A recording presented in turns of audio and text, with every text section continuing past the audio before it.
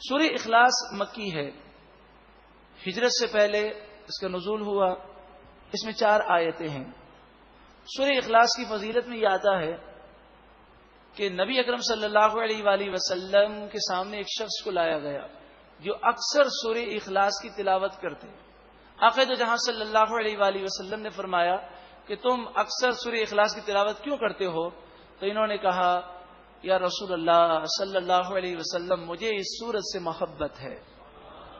آپ نے فرمایا تو سن لے، اللہ کو بھی تجھ سے محبت ہے، اور اس سورت سے محبت کی وجہ سے اللہ نے تجھے جنت عطا فرمائی۔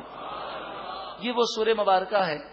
ایک دن نبی اکرم صلی اللہ علیہ وآلہ وسلم نے فرمایا اے صحابہ میں آج تمہارے سامنے تہائی قرآن پڑھوں گا۔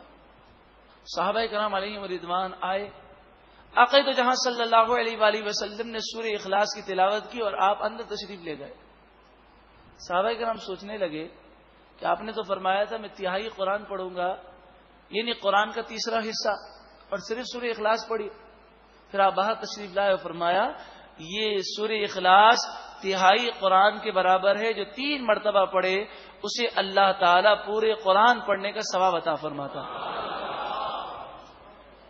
نبی اکرم صلی اللہ علیہ وآلہ وسلم جب رات کو آرام فرماتے تو سورہ اخلاص پڑھتے، سورہ فلق اور سورہ ناس، ان تینوں سورتوں کو آپ ایک ایک مرتبہ پڑھتے بسم اللہ شریف کے ساتھ، اور پھر اپنے ہاتھوں پر دم کرتے، اور سب سے پہلے یہ ہاتھ اپنے سر پر پھیرتے، پھر اپنے چہرے پر، پھر اپنے جسم کے اگلے حصے پر، پھر پچھلے حصے پر، پھر دوبارہ ایک ایک مرتبہ سورہ اخلاص، سورہ فلق اور سورہ ناس آپ پڑھتے۔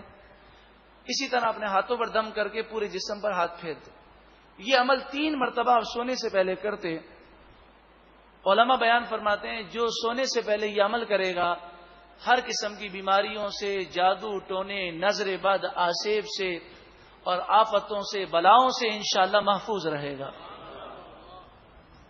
بسم اللہ الرحمن الرحیم، اللہ کے نام سے شروع جو بہت زیادہ مہربان نہایت رحم کرنے والا۔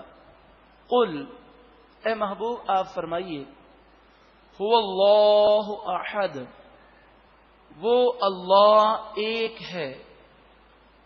اس سورہ مبارکہ کا شان نزول یہ ہے کہ کافروں نے کہا کہ اللہ کیسا ہے، سونے کا ہے کہ پتھر کا ہے، چاندی کا ہے کہ مٹی کا ہے؟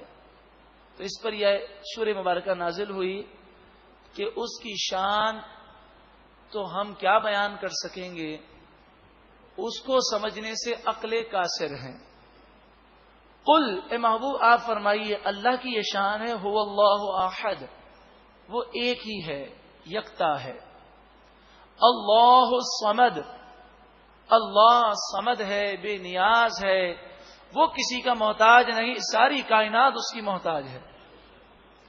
لم یلد، نہ تو وہ کسی کا باپ ہے، ولم یولد، اور نہ وہ کسی کا بیٹا ہے۔